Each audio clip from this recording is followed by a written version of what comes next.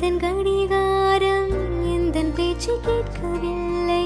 உன்னை கண்ட நொடியோடு நின்றதடியோடவில்லை.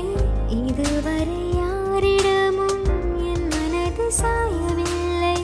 என்ன ஒரு மாயம் செய்தால் என்னிடத்தில் நானும் இல்லை. என்ன இது என் நிழலை காணவில்லை.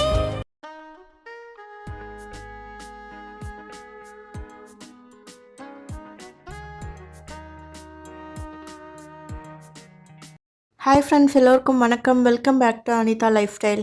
எல்லோரும் எப்படி இருக்கீங்க? ஹோப் எல்லோரும் ஹெல்த்தியாக ஹாப்பியாக இருக்கீங்க நம்புகிறேன். இது சண்டே எடுத்த வீடியோ. சண்டேனாலே எல்லாருமே லேட்டாக ரிலாக்ஸாக தான் எந்திரிப்போம். எந்திரிச்சதுக்கப்புறமா ரெஃப்ரெஷ் ஆகிட்டு வந்துட்டு முதல் நாள் நைட்டே வந்துட்டு வெந்தயக்களிக்கு தான் ஊற வச்சுருந்தேன். அதுக்கு தான் இப்போ அரைச்சிட்ருக்கேன். சண்டேனாலே எப்பயுமே மார்னிங் களி தான் இருக்கும். ஒன்று வெந்தயக்களி இல்லை உளுந்தங்களி, இந்த மாதிரி மாறி மாறி இருக்கும். களி உடம்புக்கு ரொம்ப நல்லது இல்லையா? அதுவும் இல்லாமல் பிள்ளைங்களாம் இந்த பழக்கத்தை வந்து மறந்துடக்கூடாது. அதனால் களி எடுத்துக்கிறது. களி சாப்பிட்டா கொஞ்சம் நேரத்தில் நமக்கு பசி எடுத்துரும். ஆஃப்டர்நூன் நான்வெஜ் சாப்பிடும்போது நமக்கு கரெக்டாக இருக்கும். இதே பூரி, பொங்கல், இட்லி, தோசை இந்த மாதிரி ஏதாச்சும் வெரைட்டியாக சாப்பிட்டா நம்ம சாப்பிட லேட் ஆகும். ஏன்னா மார்னிங் லேட்டாக தானே எந்திரிக்கிறோம். அப்புறம் மார்னிங் பிரேக்ஃபாஸ்ட்டும் லேட்டாக தான் எடுத்துக்குவோம். முதல்லாம் பாப்பாவுக்கு பிடிக்காது, சாப்பிட மாட்டேன்னு சொல்லுவாங்க. கருப்பு டீ நிறையா போட்டு நல்லா இனிப்பாக எப்படியாவது கொஞ்சமாக வச்சு நான் ஊட்டி விட்ருவேன். அப்போ போக போக அவங்களுக்கே வந்து பிடிக்க ஆரம்பிச்சிருச்சு.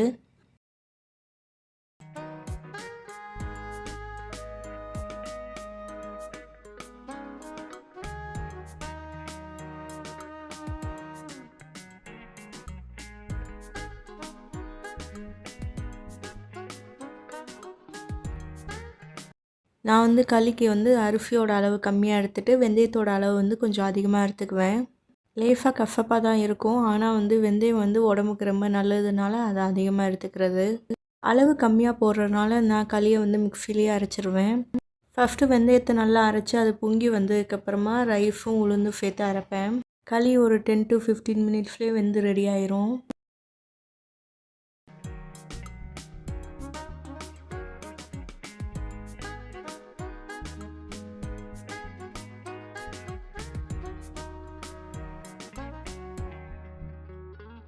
களிக்கு பண்ணிகிட்ருக்கும் போதே ஹஸ்பண்ட் வந்து நண்டும் மீனும் வாங்கிட்டு வந்திருந்தாங்க. ஃபிஷ்ஷுன்றனால உடனே பண்ணால் தான் நல்லாயிருக்கும். அப்போ தான் குழம்பு வந்து ஊற ஊற டேஸ்ட் நல்லாயிருக்கும். அதனால் கையோடு எல்லாத்தையும் ரெடி பண்ணிடலான்னு வேலையை ஆரம்பிச்சிட்டேன்.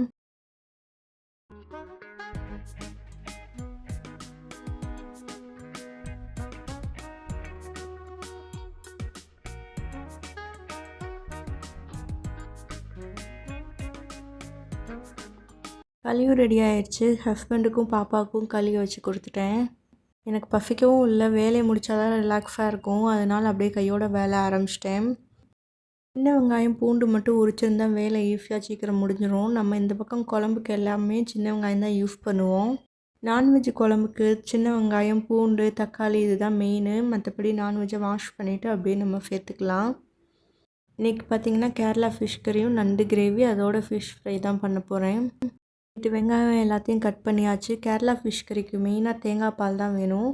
அதனால் தேங்காய் பாலை எடுத்துட்டோன்னா ஈஸியாக வேலை முடிஞ்சிடும். அதனால் அதையும் எடுத்துட்டேன்.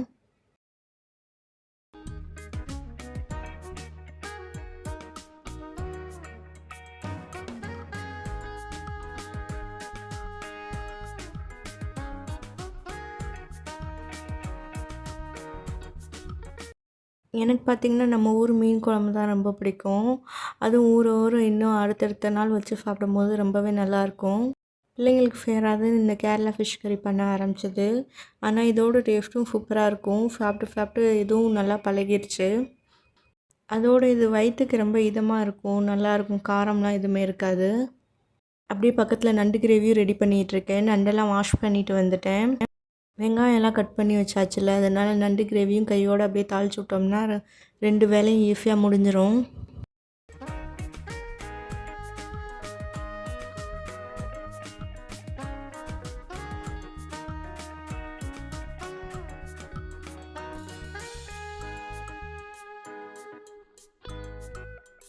நண்டுக்கும் வந்துட்டு இந்த மிளகாத்தூள் காரத்தை விட மிளகு கொஞ்சம் அதிகமாக போட்டோம்னா டேஸ்ட் இனிமேல் நல்லாயிருக்கும்.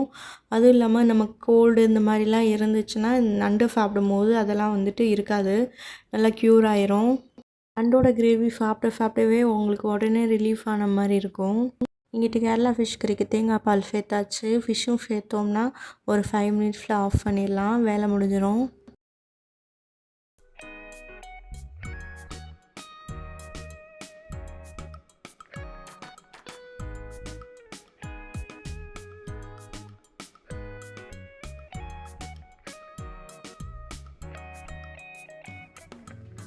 நண்டு கிரேவிக்கும் மசாலா எல்லாமே சேர்த்தாச்சு. நண்டு கிரேவி நல்லா கொதிச்சிட்ருக்கு. மசாலாவோட ரா ஸ்மெல்லாம் போகணும். ஒரு 10 மினிட்ஸ் மட்டும் கொதிச்சதுக்கப்புறமா நம்ம நண்டை சேர்த்து அதையும் ஒரு 10 மினிட்ஸ் கொதிக்க விடணும். பக்கத்துலேயே ஃபிஷ் ஃப்ரைக்கும் மசாலாலாம் தடவி வச்சிட்ருக்கேன். இங்கிட்டு நல்லா மசாலாலாம் தடவி வச்சு கொஞ்சம் நேரம் நல்லா ஊறணும். நம்ம வந்து சாப்பாடு வைப்போம்ல, அப்போ வந்துட்டு இதை வந்து ஃப்ரை பண்ணி எடுத்துக்கலாம்.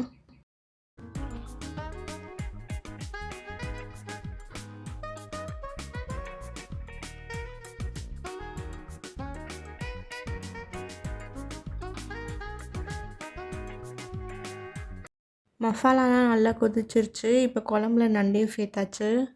பக்கத்தில் கேரளா ஃபிஷ் கறியும் ரெடி ஆயிடுச்சு. அது இப்போ தட்டு போட்டு க்ளோஸ் பண்ணி எடுத்து வச்சிடலாம். நண்டு கிரேவியை மீடியம் ஃப்ளேமில் வச்சு 10 to 15 மினிட்ஸ் நல்லா கொதிக்க விட்டுக்கலாம். பக்கத்தில் சாதத்துக்கு வந்து அரிசியும் வந்து நல்லா களைஞ்சிட்டு ஊற வச்சாச்சு. பாப்பாவுக்கு பால் கொடுக்குற டைமும் வந்தாச்சு. பாலையும் அடுப்பில் வச்சுட்டு நானும் போய் சாப்பிட்டு வந்துட்டேன். பாப்பாவுக்கு பாலையும் ஆற்றி கொடுத்துட்டு பக்கத்தில் சாதத்துக்கும் பானையும் அடுப்பில் வச்சுட்டேன். மார்னிங் சாப்பிட்டதுக்கப்புறம் நமக்கு ஒரு டீ குடித்தா தான் ரெஃப்ரெஷிங்காக இருக்கும். அதனால் எனக்கும் டீ அடுப்பில் வச்சுட்டேன்.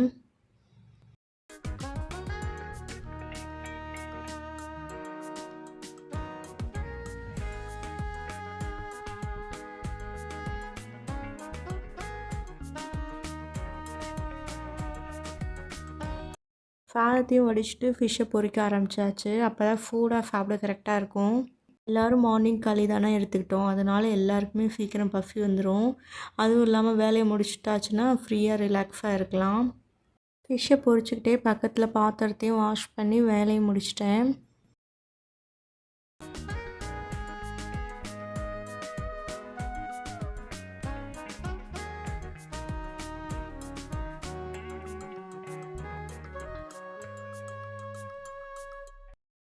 எல்லாமே சூப்பராக வந்துருந்துச்சு. கேரளா ஃபிஷ் கறி ரொம்ப நல்லா இருந்துச்சு. எல்லாத்தையும் வச்சு அப்படியே திருப்தியாக சாப்பிட்டுட்டு அப்படியே கொஞ்சம் ரெஸ்ட் எடுத்தாச்சு. அப்புறம் ஈவினிங் எந்திரிச்சு வெஜிடபிள்ஸ்லாம் வாங்க வெஜிடபிள் ஷாப்புக்கு போகணும். நான்வெஜ்ஜுனாலே நைட்டு கொஞ்சம் வேலை இருக்காது. ஏன்னா நான்வெஜ் குழம்புலாம் இருக்கும்ல, அதை வச்சு தோசையோ இட்லியோ ஊற்றி அப்படியே சாப்பிட்டுக்கலாம்.